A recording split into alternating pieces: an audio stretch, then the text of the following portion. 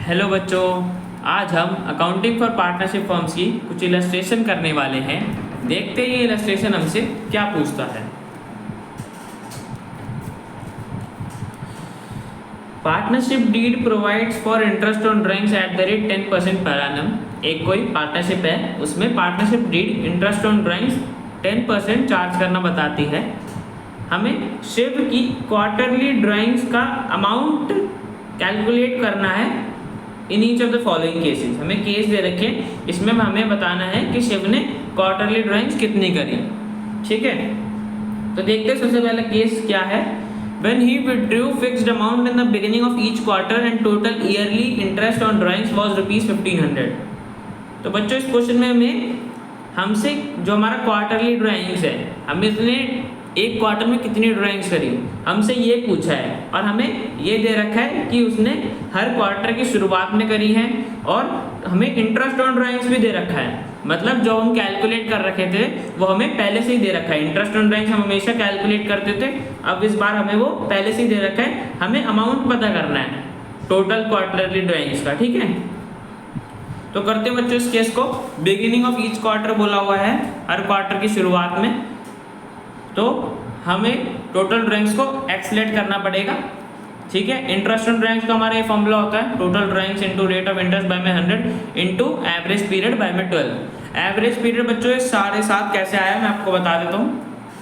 7.5 मतलब months left after first drawing, पहली drawing के बाद 12 मंथ्स रहते हैं और लास्ट ड्राइंग के बाद 3 मंथ्स हो गए, तो 12 + 3 बाय में 2 15 7.5 मंथ्स आ गया हमारे पास एवरेज पीरियड। और बच्चों अगर आपको और अच्छे समझना है कि ये 12 और 3 और ये 7.5 कैसे आया, तो आप मेरी इंटरेस्ट ऑन ड्राइंग्स वाली 16th नंबर वीडियो देख सकते हैं। तो 7.5 बाय में 12 हमने वो लिख दिया। ठीक है, इंटरेस्ट ऑन ड्राइंग्स हमें दे ही रखा था क्वेश्चन में 1500 एक्स, हमने टोटल ड्राइंग्स को लेट करा था वो लिख दिया, और मल्टीप्लाई बाय रेट 10% बोला है क्वेश्चन में, 10 बाय में 100 इंटू 7.5 बाय में 12 एवरेज पीरियड। बच्चों से सॉल्व करोगे तो ये कट गया 0 से 0, एक्स मल्टीप्लाई बाय 1/10 हो गया।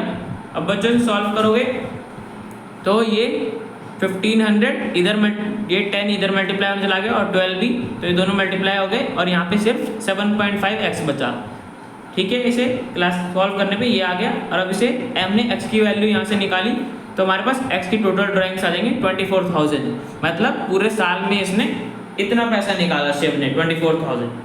हमसे बच्चों क्या पूछे क्वेश्चन में, क्वार्टरली ड्राइंग्स पूछी, मतलब एक क्वार्टर में कितनी थी, और हमारे पास पूरे साल में कितने क्वार्टर होते हैं, 4 क्वार्टर होते हैं, तो हम एक क्वार्टर के निकाल लेते हैं डिवाइड करके। पूरे साल की 24,000 थी, हमें एक क्वार्टर की चाहिए, 24,000 डिवाइडेड बाय 4, तो हमारे पास एक क्वार्टर की ड्राइंग आ गई 6,000। मतलब इसने एक क्वार्टर में 6,000 रुपये निकाले। तो बच्चों हमारा पहला केस कंप्लीट हो गया। देखते हैं नेक्स्ट केस।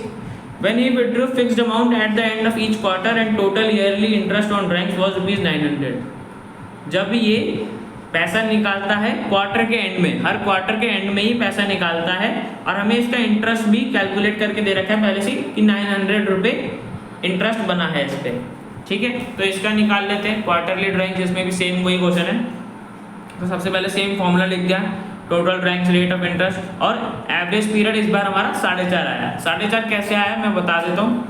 जो हमारा month left after first drawing है, मतलब पहली ड्राइंग के बाद जितने मंथ्स का गैप था फाइनेंशियल ईयर एंड होने तक, वो 9 था, और लास्ट ड्राइंग हमारी क्वार्टर के एंड में होती है, तो मार्च 31 को ही होगी, और मार्च 31 के बाद तो फाइनेंशियल ईयर क्लोज हो जाता है, तो 0 मंथ्स होगी। 9 + 0 बाय में 2 4.5 मंथ्स, हमारा 4.5 आ गया एवरेज पीरियड, फिर हमने वो लिख दिया इंटू 4.5 बाय में 12। अब इसे सिंप्लीफाई करोगे, सिंप्लीफाई करके हमारे पास ये इक्वेशन आ जाएगी, और यहाँ से हम x की वैल्यू निकाल लेंगे। तो बच्चे x की वैल्यू इस केस में हमारे पास टोटल ड्राइंग्स 24,000 आ रहा है, मतलब शिव ने पूरे साल में 24,000 रुपये निकाले अपने कैपिटल से। हमसे क्वेश्चन में क्वार्टरली ड्राइंग पूछिए, तो अगेन 4 से डिवाइड करेंगे, बिकॉज 4 क्वार्टर होते हैं एक साल में, तो डिवाइड करने पे हमारे पास एक क्वार्टर की ड्राइंग आ जाएगी जो कि 6,000 है। मतलब शिव ने एक क्वार्टर में 6,000 रुपये निकाले। तो बच्चों ये केस भी हमारा कंप्लीट हो गया। अब देखते हैं next case. When he withdrew fixed amount in the middle of each quarter and total yearly interest on drawings was rupees 1200। वो फिक्स्ड अमाउंट निकालता है हर क्वार्टर के मिडल में, और हमें टोटल इंटरेस्ट दे रखा है 1200 रुपये बना है इंटरेस्ट उसकी ड्राइंग्स पे। तो बच्चों इस केस में भी हमें क्वार्टरली ड्राइंग्स कैलकुलेट करनी है, तो कर लेते हैं।